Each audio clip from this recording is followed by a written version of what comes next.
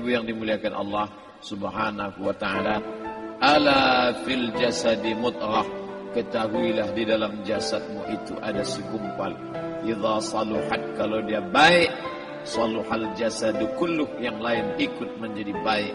Wa idza fasadat, kalau dia rusak, fasadal jasadu kulluh, yang lain ikut menjadi rusak. Di mana dia? Ala wahyal qalb, dia adalah hati. Maka yang pertama kali menghitam itu apa kata Allah? Kalla bal rana, ada satu titik hitam, ala qulubihim, ada satu titik hitam di dalam hati mereka. Ketika satu titik dibiarkan berubah menjadi dua titik dibiarkan berubah menjadi 3 titik, 5 titik, 10, 100, 1000, maka dia pun menjadi hitam semuanya. Ketika hati sudah hitam, maka itulah azab di atas azab. Khatamallahu ala qulubihim. Setelah hati menghitam, terkunci, menular ke telinga. Wa ala sam'ihim. Setelah telinga, wa ala absarihim ghishawah. Padahal 3 itulah nanti yang akan ditanya di hadapan Allah. Inna sam'a wal basar wal fuad. Coba lihat, ketika akan ditanya, yang ditanya 3, tapi diawali dari telinga. Inna sam'a wal basar wal fuad, telinga, mata, hati. Tapi ketika terkunci, yang duluan dikunci hati. Khatamallahu ala qulubihim wa ala sam'ihim wa ala absarihim. Kalau hati sudah terkunci, telinga tersumbat, mata tertutup. Summum bukmun umyum. Summum bukmun umyum, peka, tuli, bisu, apapun tak lagi masuk ke telinga. Ketika engkau merasa dirimu tinggi di atas, kau bukan apa-apa, karena yang paling tinggi di badanmu pun kau tempelkan. Tapi saat kau jatuh, rendah, down, stres, kau jangan merasa rendah, karena kau tegak berdiri di hadapan Allah. Kau angkat 2 tangan, Allahu Akbar. Di dalam diri ini disebut dia dengan qalb. Kenapa disebut qalb? Orang Arab menyebut qalb qallaba, karena sifatnya berbolak-balik. Pada saat selesai salat, astaghfirullahalazim, tidak ada yang paling bersih, dia bersih. Tapi pada saat petang sore hari, yusbihu mu'minan, paginya putih, bersih, tak bernoda. Wa yumsi kafiran, petangnya hitam. Makanya dari pagi dibersihkan. Salat subuh bersih, salat zuhur bersih, condong matahari salat asar bersih, tenggelam matahari salat maghrib bersih, sempurna gelap malam salat isya bersih, tengah malam bangun tahajud munajat, di tengah malam orang tertidur. Wa tusalli bil laili wan nasu niyam, engkau tegak di waktu malam, di saat orang semua sedang tenggelam dalam lelap tidur panjang. Tapi engkau menangis meratap mengenang dosa begitu banyak. Sab'atun yuzilluhumullah, di antara 7 yang mendapatkan naungan Allah. Yauma la zilla illa zilluh, hari itu tak ada naungan kecuali naungan Allah. Di antara yang mendapatkan naungan itu adalah rajulun zakarallah, orang yang berzikir, munajat, muhasabah diri di tengah malam, sunyi, sepi. Fafadat ainahu, menetes air matanya. Berapa banyak sudah harta dititipkan Allah, berapa kupakai untuk zakat, wakaf, infak, sedekah, wasiat, hibah, ghanimah, harta rampasan perang di zaman Nabi. 7 harta yang akan menolong di hadapan Allah, 1 pun tak dipakai. Umur diberikan Allah 40, 60, 70. Berapa yang kupakai untuk menolong agama Allah? Berapa yang kupakai untuk mengingat Allah? Mata, tangan, telinga, kaki akan diminta tanggung jawab di hadapan Allah. Al-yawma nakhtimu ala afwahihim, mulut terkunci. Wa tukallimuna aydihim, tangan akan bicara. Wa tashhadu arjuluhum, kaki akan bersaksi di hadapan Allah. Siapa yang bisa menolong waktu itu? Kalau pernah tangan ini saat punya kekuasaan Satu coretan tanda tangan bisa mempermudah urusan masjid. Sebutir kekuasaan yang dititipkan Allah bisa dipakai menolong agama Allah. Itulah yang akan menolong di hadapan Allah. Apa yang disampaikan malam ini, semua biaya pengurusan masjid nol. Itulah sesungguhnya yang akan menolong di hadapan Allah. Adapun harta yang disimpan, tabungan, deposito, tanah, rumah, kendaraan, semua akan tinggal menjadi harta warisan. Istri mengambil 1/4 kalau ada anak. Kalau tak ada anak, istri mengambil 1/8. 1 miliar 125 juta bulan untuk istri. Kalau dia tak tahu hukum gono gini. Kalau dia tahu gono gini, dia tuntut ke pengadilan. Dipotong lagi menjadi 2. 500 untuk dia. Dari yang 500, dapat lagi dia 75. 575 bulan untuk dia. Sisanya 425 diambil anak laki-laki 2 kali bagian anak perempuan. Lalu yang kita bawa mati apa? Dulu dibangga-banggakan, dihormati, dimuliakan. Yang kami muliakan Al-Mukarram, Al-Ustadz. Tapi pada saat tiba masanya, yang kita bawa tak lain tak bukan innallaha la yanzuru ila ajsamikum. Allah tak menengok badan, fisik, bentuk tubuh, baju. Ini sampulnya saja. Wala ila suwarikum. Allah tak menengok rupa, wajah. Walakin yanzuru ila qulub. Hati kamu yang bersih itulah yang kau bawa menghadap Allah Subhanahu wa taala. Yauma la yanfa'u malun, harta tak berguna, wala banun, anak tak bisa menolong. Harta tak berguna, anak tak mampu menolong. Illa man atallah, kecuali orang yang datang menghadap Allah biqalbin salim, dengan hati yang bersih, hati yang tulus, hati yang memercikkan cahaya iman, hati yang bersih dari hasad, busuk hati, sum'ah, riya, takabbur. Itulah yang menolong di hadapan Allah Subhanahu wa taala. Tulang, kulu, kulit, darah, lemak, sumsum akan menjadi santapan cacing tanah. Begitu besok pagi pintu kamar tak bisa diketuk, istri bolak-balik membangunkan tak terjaga, dipegang pipi sudah sejuk macam es batu, tanda jantung tak lagi berdetak, maka darah mulai berubah menjadi nanah, busuk.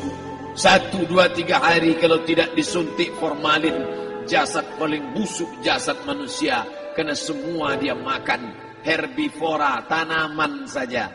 Tapi kita ini omnivora, semua masuk.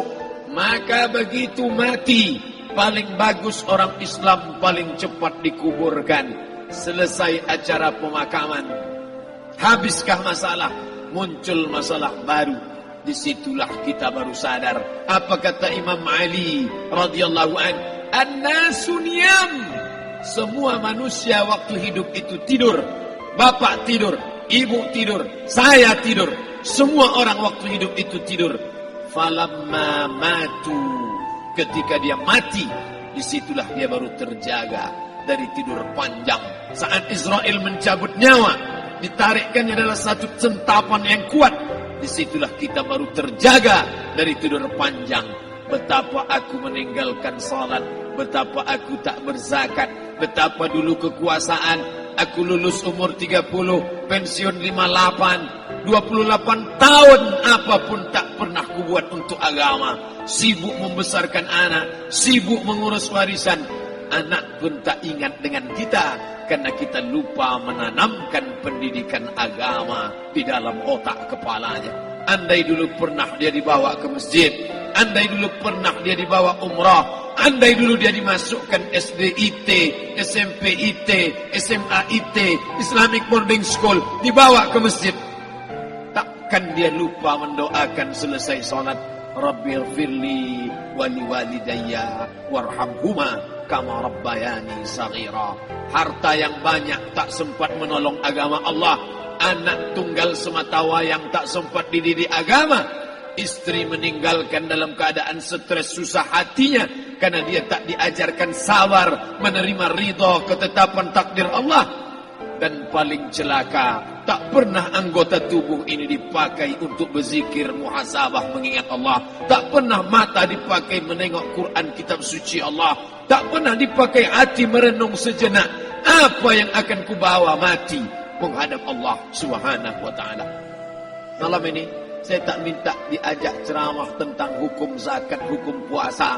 Saya tidak diajak tanya jawab apa hukum unjuk rasa besok tanggal 4. Yang ditanya adalah bagaimana kita merenung sejenak. Abdul Somad, engkau berhadapan dengan para pegawai Badan Pertanahan Nasional Provinsi Riau, berkumpul 12 kabupaten kota. Ini orang-orang ngurus tanah, dari dalam tanah naik ke atas tanah, ngurus tanah, ngurus tanah, ngurus tanah, masuk ke dalam tanah. Abdul Somad dari dalam tanah naik ke atas tanah, ceramah, masuk balik ke dalam tanah. Yang kau bawa apa? Baju koko tinggal, peci tinggal, pakaian kehormatan tinggal. Yang tentara belum pernah saya diundang. Ustadz besok datang takziah, bapak tentara meninggal, tahu-tahu kain kafannya loreng. Tak ada. Yang kau bawa kain tidak berjahit, disobek, kerak. Itu yang akan menyampul kulitmu, yang selama ini kau dimandikan, dibersihkan oleh ibumu dulu 60 tahun yang lalu. Sampai masanya kau lupa kapan kau dimandikan dulu. Sekarang ruh melihat, disebut dia ruh karena dia raha ya ruhu ruh, seperti aroma semerbak yang datang pergi hinggap. Ruh sampai masanya dia datang masuk ke dalam jasad. Ruh sampai masanya dia pergi meninggalkan jasad. Malam ini dimuliakan Al-Mukarram Haji Abdul Somad LCMA. Kenapa Abdul Somad ini dimuliakan? Karena ruh hinggap sejenak sebentar, sampai masanya besok pagi dia ruh keluar dari dalam tubuh ini. Anak yang katanya ayahku sayang, istri katanya kaulah abang, sampai masanya mereka tak lagi mau mendekat. Rumah itu saya yang buat, saya yang mengukurnya. Tapi begitu ruh sudah keluar dari badan, tidak satu pun semeter, sesenti, sejengkal, sehasta ada tempat di rumah itu untuk jenazah bernama jenazah Abdul Somad. Dulu orang bertanya, rumah Ustadz Somad di mana? Hari ini orang tidak lagi bertanya, tak lagi menyebut nama. Orang sudah mengatakan kuburnya mana. Dulu kalau dia masuk masjid, didatangi orang, disalami orang, mahasiswa, anak-anak, remaja mencium tangannya sebagai tanda hormat. Tapi begitu diletakkan keranda, kita akan sholat jenazah nanti selepas sholat zuhur. Apa kata orang? Letakkan di tepi sana, letakkan di tepi sana. Tak satu pun mau mendekat, letakkan dia di sana. Bahkan sebagian mengatakan dalam masjid, letakkan dia di luar. Dia tidak disebut engkau yang mulia, tidak digunakan kata ganti orang langsung. Letakkan dia di sana. Bahkan sebagian tak lagi, padahal tempat paling mulia sebelah kanan, orang tak lagi mau di kanan, mulai dia menjauh ke kiri. Kenapa kau ke sana? Takut aku mimpi hantu nanti malam. Mana kawan, sahabat, andai tolan, anak menantu, teman sekantor, semuanya pergi meninggalkan. Yang tetap dibawa, kalau pernah kaki melangkah salat berjamaah di masjid, kalau pernah tangan mengusap kepala anak yatim, kalau pernah tangan mengucap subhanallah. Nanti di akhir tausiah kita akan berzikir, munajat, muhasabah diri, berdoa, mengenang apa yang akan kita bawa menghadap Allah Subhanahu wa ta'ala. Datang malaikat membawa kain kafan dari cahaya, akan menyambut ruh yang mulia. Hadis riwayat Ahmad bin Ambal dalam kitab Al-Musnad. Turun malaikat berlomba-lomba membawa kain putih dari cahaya, menunggu ruh akan keluar. Ruh menetes seperti embun di ujung daun. Daun tidak bergoyang, ranting tidak patah. Ruh menetes pelan, turun ke dalam kain kafan, dibawa malaikat ke pintu langit. Tak sabar mereka menyambut. Inikah dia yang selama ini berjamaah? Inikah yang dulu ketika dititipkan kekuasaan menolong agama Allah. Kam min masyhurin fil ardi walam yakun ma'rufan fis sama. Berapa banyak yang masyhur terkenal di bumi, malaikat tak mengenal dia. Ini roh siapa? Tapi ini bukan LCMA, dia bukan ustaz, dia bukan ulama, tapi imannya dalam. Kekuasaan dipakai menolong agama Allah, ruhnya keluar di bawah. Semua malaikat mengucapkan salam. Inilah orang yang selama ini kami tunggu-tunggu. Catatannya sudah lama. Setiap pagi petang, malaikat subuh membawa catatan namanya, malaikat malam membawa catatan namanya. Kami merindukannya. Begitu orang-orang yang masyhur di langit, tapi tak dikenal makhluk bumi. Tapi ada sebaliknya, yang rohnya disentapkan, ditarik malaikat dengan begitu tarikan yang sangat kuat. Nabi bertanya saat Isra Mi'raj kepada mereka yang sudah mati ribuan tahun yang lalu, apa yang kalian rasakan? Yang satu mengatakan seperti tebasan pedang di tempat yang sama beratus kali. Yang satu mengatakan seperti kambing yang dikuliti hidup-hidup. Yang satu mengatakan seperti mata kail pancing ditarik dari kulit yang basah. Maka kita berdoa setiap selesai salat, Allahumma hawwin alaina, ringankan kami ya Allah, fi sakaratil maut, di saat sakaratul maut yang amat sangat menyakitkan itu. Dan mereka yang pergi tak pernah kembali, mereka yang mati tak pernah bercerita, kecuali hanya kepada Sayyidina wa Maulana Muhammad sallallahu alaihi wasallam. Di saat malam pertama di tempat yang gelap, di tempat yang tak pernah diimpikan oleh orang, tapi kita tetap melewati dan merasakannya. Perlahan-lahan cacing tanah, ular-ulat kalajengking akan menggerogoti kulit yang selama ini dimandikan, selama ini dipakaikan sampo yang mahal, selama ini dioleskan pelembab yang lembut. Tapi ternyata sebelum roh keluar jasad, setelah keluar, dia hanya akan menjadi santapan cacing tanah, hancur berkeping hari demi hari. Yang pertama kali membusuk adalah mata, karena dia berisi cairan. Cairan ini mengering, busuk dan berlubang. Lalu kemudian usus sebulan di dalam tanah, mulai dia menggelembung masuk angin dan dia meletus pecah. Cacing-cacing tanah mulai datang menggerogoti, memakan. Habis lemak, tulang, kulit, bulu, sumsum, darah, jantung, empedu, limpa, buah pinggang. Habis semuanya, tinggal tulang-tulang yang memutih, dimakan oleh tanah, ditelan oleh massa.